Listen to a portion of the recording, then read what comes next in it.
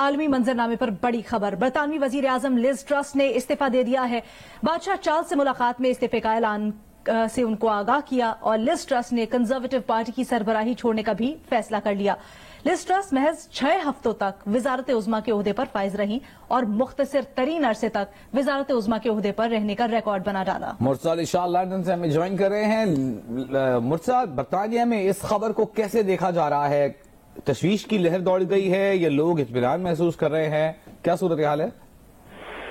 جی، اس وقت جو اطمینان سے زیادہ وجہ یہاں پر برطانیہ میں آپ جس کو کیوس جو لفظ ہے وہ سچویشن ہے، یہاں پر ایک افراتفری کا عالم ہے۔ برطانیہ کی جو یہاں پر مختلف جو پالیٹکس ہے اس میں اسی طرح کا کانفلکٹ ہوتا ہے جس طرح دیگر ممالک میں ہوتا ہے، لیکن جس طرح کا جو اس وقت جو بے ہنگم سچویشن یہاں پر پیدا ہو چکی ہے کہ ایک تقریباً صرف 6 ہفتے کے اندر برطانوی وزیر اعظم کا جو بڑی اسٹیبل ڈیموکریسی ہے، اسٹیبل اکانومی کنسیڈر کی جاتی تھی، یہ ایک اس ملک کے عوام کے لیے ایک بہت بڑا یہ جھٹکا ہے۔ اور عوام یہاں پر جو معاشی صورتحال کی وجہ سے پریشان تو تھے ہی، لیکن جو پچھلے تقریباً 1-1.5 مہینے کے جو ایونٹس ہوئے اور خاص طور پر آج جو برطانوی پرائم منسٹر کا جو ریزگنیشن ہے، اس نے جو عوام کو بہت زیادہ اپنے مستقبل کے حوالے سے بہت زیادہ بے چین کر دیا ہے، ان کو انسیکیور کر دیا ہے کہ یہاں پر جو پرائم منسٹر وہ جو اپنی مدت پوری کرتے ہیں ان کو کسی کھو میں یا کسی ریبیلین کے ذریعے یا کسی اور میتھڈ سے ان کو یہاں پہ نکالا نہیں جاتا، وہ اپنی ٹرم پوری کرتے ہیں۔ اور کنزرویٹو پارٹی پچھلے اب تقریباً 12-13 سال سے وہ اقتدار میں ہے اور انہوں نے جو ان کو بار بار لوگوں نے ووٹ دیے، لیکن اس وقت جو اکانومی کی وجہ سے، جو معاشی صورتحال کی وجہ سے جو کرائسس یہاں پر پیدا ہو چکا ہے، اس نے نہ صرف جو موجودہ حکومت کو نقصان پہنچایا ہے، جو رولنگ کنزرویٹو پارٹی ہے وہ اس وقت پولز میں بہت پیچھے جا چکی ہے اور اس نے جتنے بھی جو وعدے کیے تھے، بڑے بڑے جو وعدے کیے تھے، وہ وعدے پورے کرنے میں ناکام ہوئی۔ اور ان میں سب سے بڑا جو موسٹ امپورٹنٹ جو وعدہ تھا وہ اکانومی کے حوالے سے تھا۔ لیز ٹرس نے جب انہوں نے لیڈرشپ جو تقریباً آج سے 2 مہینے پہلے جب وہ مختلف ڈیبیٹس میں گئی، جو دیگر ان کے ساتھ کنٹینڈر تھے ان کے ساتھ، انہوں نے یہ کہا تھا کہ اگر ان کو وزیر اعظم بنایا گیا تو وہ ایک اکنامک پلان ڈیلیور کریں گی، وہ ایک ایسا روڈ میپ دیں گی کہ وہ امیڈیٹلی جو مختلف بلز ہیں، جو انرجی بلز ہیں، جس میں جو الیکٹریسٹی کا بل ہے، گیس کا بل ہے اور جو کنزمپشن سے ریلیٹڈ جو میٹرز ہیں وہ ان کو امیڈیٹلی کنٹرول کریں گی اور عوام کو ریلیف دیں گی، وہ ایسا کچھ بھی نہیں کر سکی۔ اور انہوں نے لوگوں نے ان کو ووٹ ہی، جو کنزرویٹو پارٹی کی جو سپورٹرز ہیں، جو رجسٹرڈ ممبرز ہیں، انہوں نے ان کو اسی وعدے کے اوپر انہوں نے ووٹ دیے تھے کہ وہ جا کر لوگوں کو ہمارے دیکھنے والوں کے لیے تھوڑا سمجھنے کے لیے بتائیے گا کہ جو مستعفی ہونے کا فیصلہ ہے لیز ٹرس نے، وہ کیا جو ہم دیکھ رہے ہیں کچھ ہفتوں سے احتجاج چل رہے ہیں عوام کی طرف سے برطانیہ میں، اس کی وجہ سے کیا یا پارٹی کے اندر سے بہت زیادہ ان کو مزاحمت کا سامنا تھا؟ یہاں تک بات پہنچی کیسے اور اب آگے کیا پلان ہے کنزرویٹوز کا؟ دیکھیں، جو پرائم منسٹر کی سیٹ پر بیٹھنے کے بعد لیز ٹرس کو یہ اندازہ ہو گیا کہ جو اس وقت جو اکانومی کی سچویشن ہے وہ کنٹرول نہیں کر سکتی، اور یہی وہ وجہ بنی ہے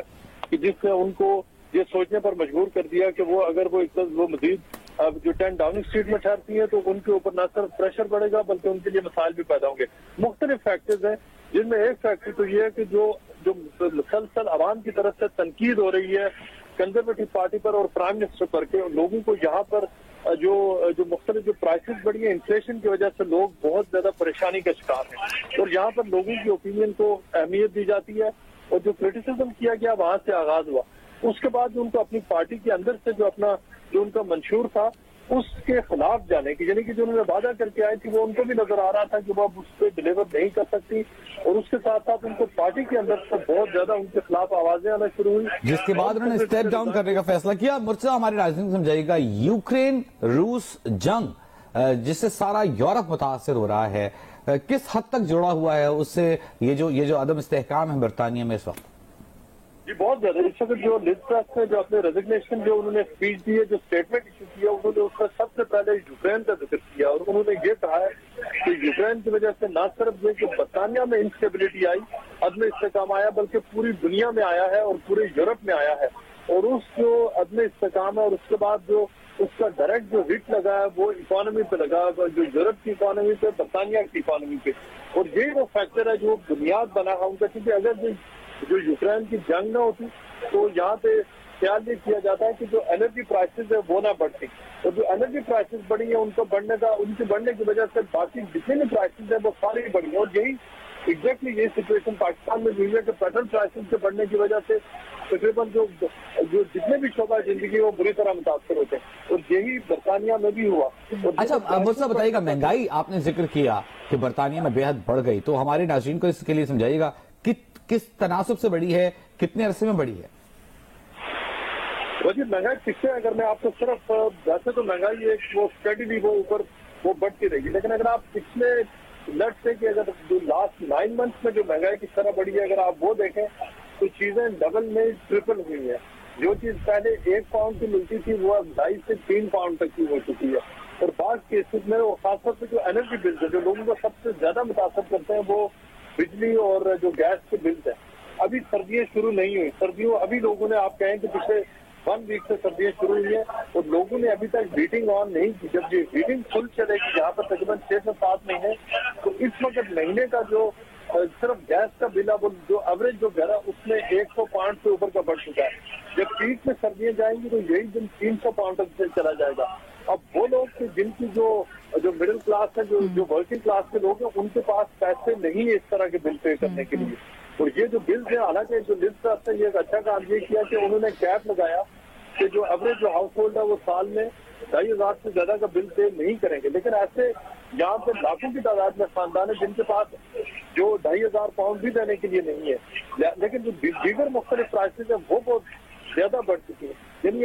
अगर आप सिर्फ 4 से 5 महीने में देखें तो जो खाने पीने की एशिया डबल नहीं बल्कि ट्रिपल हुई है। और ये जो डबल से ट्रिपल होने का सिलसिला ये पिछले अच्छा हमें थोड़ा ये भी समझाइएगा मुर्तजा कि हमने देखा बरतानिया में अभी मिनी बजट लिज ट्रस की हुकूमत ने उनके वजीर खजाना ने पेश किया जिसके ऊपर बड़ी तनकीद हुई।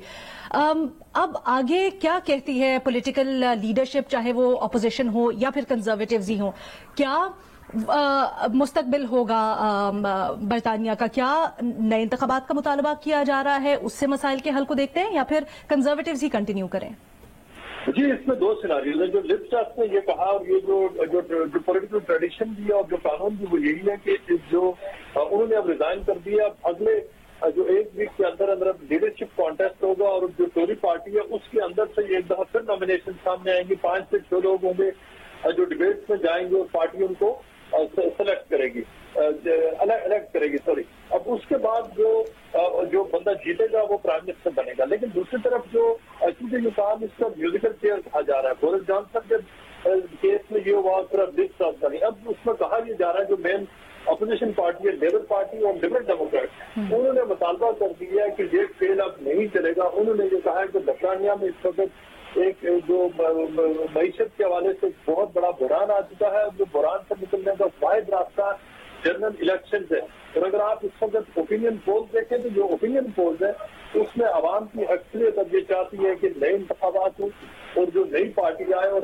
जो टोरी पार्टी है उसकी जो रेटिंग है इस वक्त जो मुख्तलिफ पोल्स में सामने आ रही है वो बहुत कम हो चुकी है। लेबर पार्टी उनसे रेटिंग में बहुत ठीक है आगे जा चुकी है। मुर्सा हमारे साथ ही मौजूद रहिए।